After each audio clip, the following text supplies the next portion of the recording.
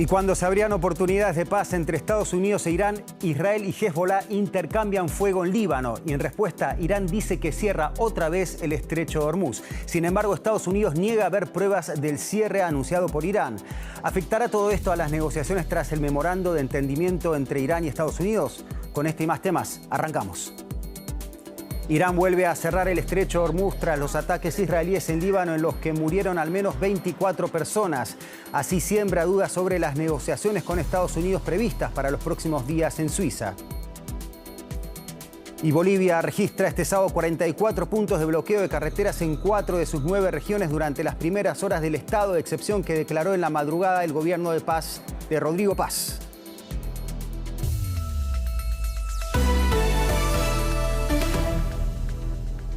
Bienvenidos a DW Noticias, soy Leandro Fest, gracias por elegirnos. Irán anunció el cierre del estrecho de Hormuz al tráfico marítimo, alegando un incumplimiento de los compromisos por parte de Estados Unidos y los continuos ataques israelíes en el sur del Líbano. El tráfico por el estrecho se estaba restableciendo esta semana luego de que Washington y Teherán firmaran un alto el fuego para negociar una paz duradera.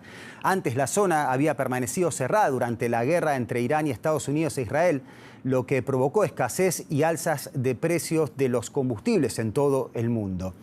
Este sábado, ataques israelíes en el Líbano dejaron al menos 24 muertos según la Agencia Nacional de Noticias libanesa. Los bombardeos impactaron la ciudad sureña de Nabatiyeh y localidades cercanas apenas horas después de que entrara en vigor un alto el fuego con la milicia chiita Hezbollah, considerada terrorista por varios países. Israel dice que fue la respuesta al lanzamiento por Hezbollah de más de 50 proyectiles contra sus fuerzas estacionadas en el sur del Líbano anoche.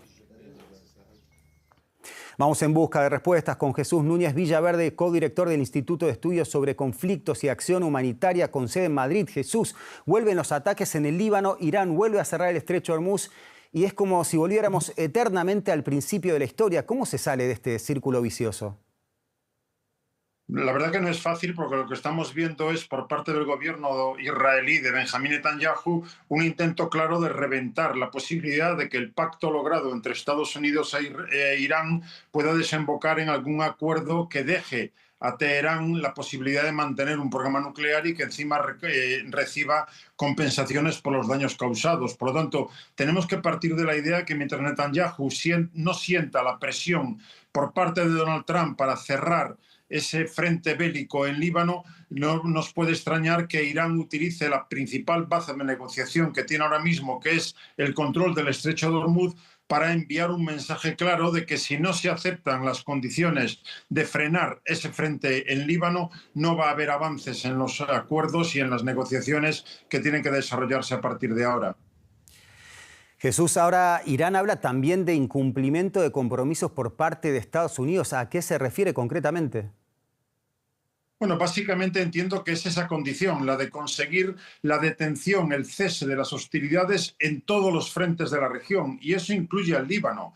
Irán ha dejado claro que está dispuesto a respaldar y a seguir apoyando a uno de sus principales peones regionales, que es la milicia chií libanesa de Hezbollah en Líbano, y por lo tanto, desde ese punto de vista, en la medida en la que Trump no ha conseguido todavía que Benjamín Netanyahu frene esa ofensiva terrestre que lleva desarrollando desde hace meses, esos incumplimientos constantes del derecho internacional y esa violación sistemática de la soberanía del Líbano, pues no va a permitir que vaya adelante lo que ahora mismo un desesperado Trump necesita, que es un acuerdo inmediato antes de que lleguen las elecciones de noviembre, que le pueden suponer un revés muy importante en el resto de su presidencia.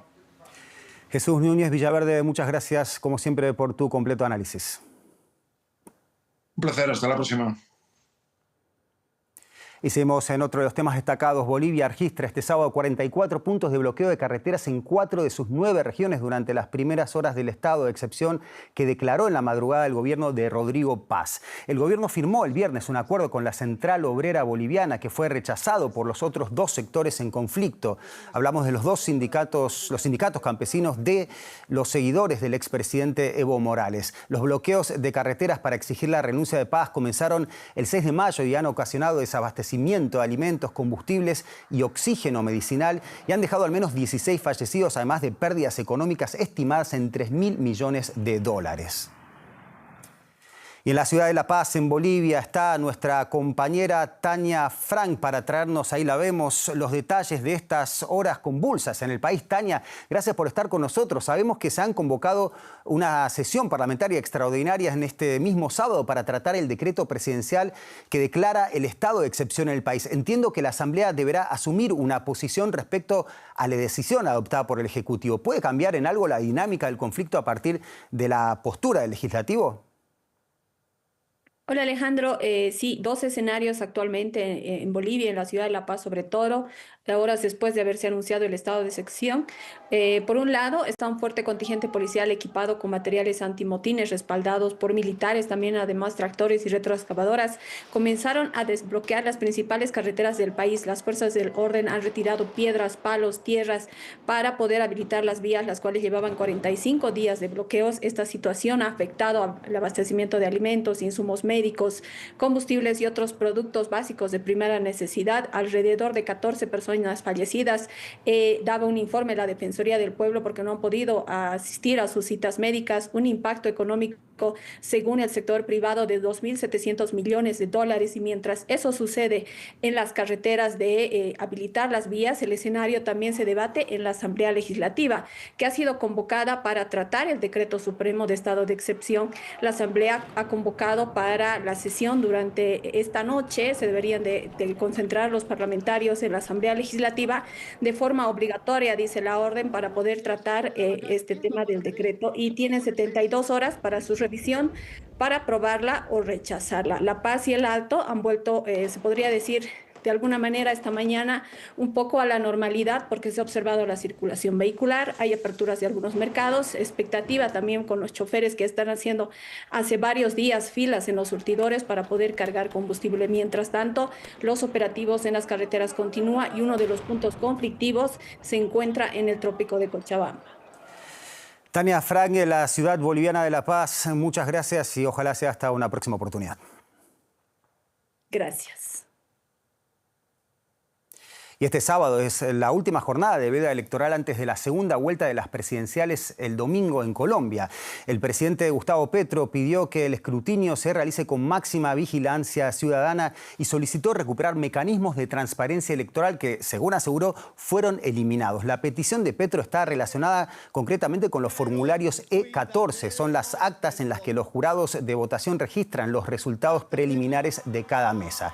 Los colombianos eligen este domingo al sucesor de Gustavo Petro.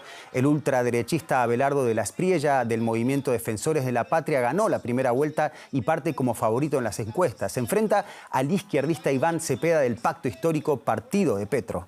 El ganador asumirá la presidencia de Colombia el próximo 7 de agosto. Y pasamos a otro de los temas principales. El presidente de Ucrania, Volodymyr Zelensky, ha devuelto el sábado a Polonia la medalla de la máxima condecoración que concede ese país. Varsovia había retirado la distinción a Zelensky tras una disputa relacionada con masacres durante la Segunda Guerra Mundial que revela un distanciamiento diplomático. Polonia ha sido una firme aliada de Kiev en Europa, pero sus relaciones se deterioraron después de que Zelensky bautizara una unidad militar en honor al histórico grupo nacionalista Ejército Insurgente Ucraniano, al que Varsovia acusa de genocidio y de masacrar a unos 100.000 civiles polacos entre 1943 y 1945. La controversia llevó al presidente polaco, el nacionalista Karol Nawrocki, a retirar el viernes la Orden del Águila Blanca otorgada a Zelensky en 2023. Hablamos de un distanciamiento diplomático entre Ucrania y Polonia, uno de los aliados más estrechos de Kiev en la Unión Europea y también en la OTAN. Y para entender qué pasa, nadie mejor que el periodista Ricardo Marquina, quien vemos ahí, sigue la situación en Ucrania. Ricardo, ¿cómo valoras este roce entre ambos países? Buenas noches desde el Báltico. Pues sin duda un momento muy complicado y bastante delicado especialmente para Ucrania, porque ha sido, se podría decir, no la más inteligente de las decisiones por parte del presidente Zelensky, forzar esta tensión con Polonia, que es, junto con Alemania, el país europeo que más fuertemente ha apoyado, tanto económica como militar como políticamente, a Ucrania contra Rusia. Esto es malo para Ucrania, sin duda. Es malo también para Polonia, porque antes de esto ya había habido roces entre nacionalistas, ultranacionalistas polacos y la comunidad ucraniana de refugiados que hay allí, con lo cual esto podría desembocar quizás en tensiones internas en ese país. Pero aquí hay un ganador. Ese ganador es Moscú. En Moscú están celebrando este roce que vendría a sumarse pues, a esas otras rupturas con movimientos de extrema derecha en Europa que piden alejarse de Ucrania. En Moscú están contentos con esta fractura en la unidad europea de apoyo a Ucrania que ven que es cada vez menos unitaria. Y no fue el único roce entre naciones este sábado, Ricardo. Queremos preguntarte justamente sobre una noticia que trascendió en las últimas horas, y es que Zelensky le ha dado una semana a Bielorrusia para retirar unos equipos que, según Kiev, se usan para guiar drones rusos, y advierte de que Ucrania los destruirá si no actúa. ¿Qué implica este ultimátum?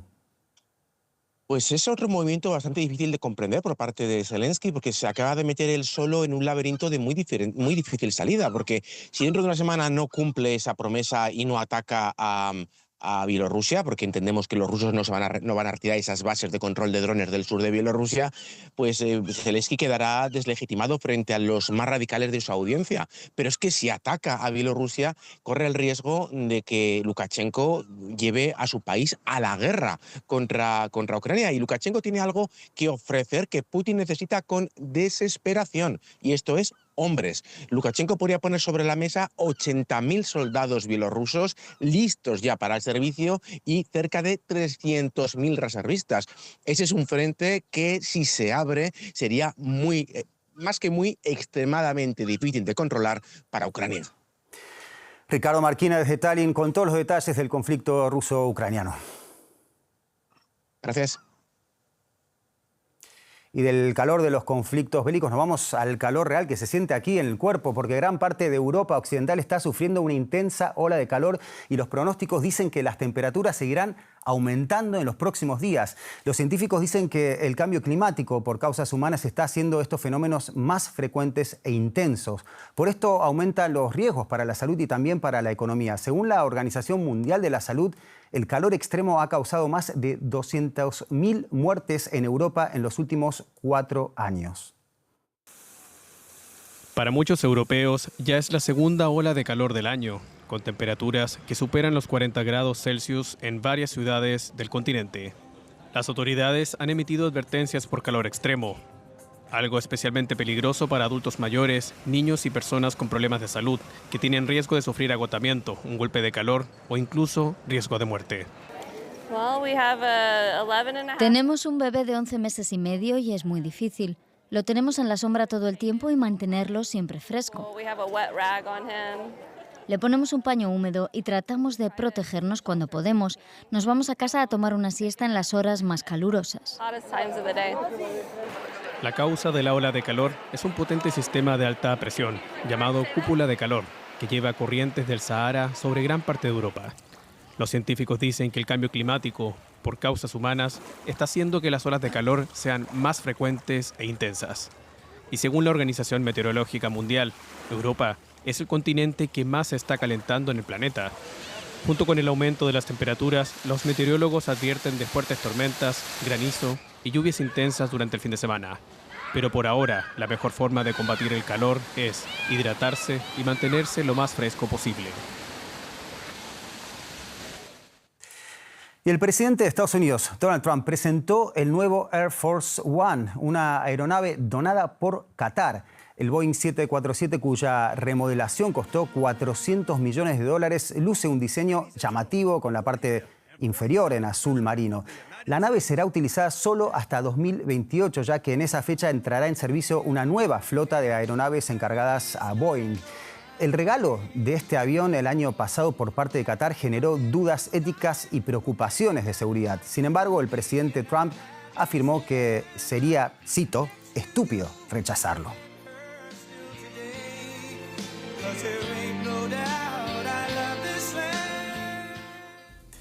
Un pequeño regalo. Y llegamos así al final del informativo, pero ya saben que todas estas noticias y más pueden ampliarlas visitando nuestras redes sociales y nuestra página web actualizadas en todo momento gracias a un equipo que trabaja constantemente para ustedes. Y en nombre de ese equipo, les pido hasta una nueva edición de DW Noticias.